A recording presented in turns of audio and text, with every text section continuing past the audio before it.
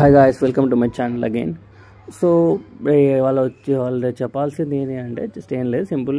ఇది నా ఫ్రెండ్ దగ్గర బైక్ ఉంది, నా దగ్గర బైక్ ఉంది గాయస్.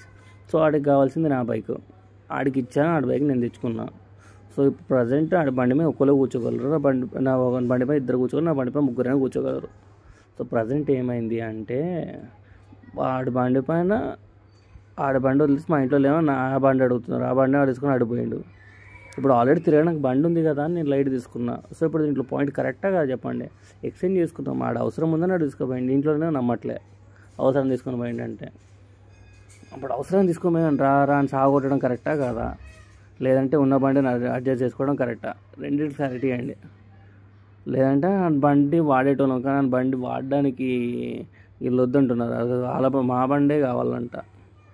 సో దీన్ని మీరు సపోర్ట్ చేస్తారో జర కామెంట్ సెక్షన్లో అయితే కామెంట్ చేసేయండి.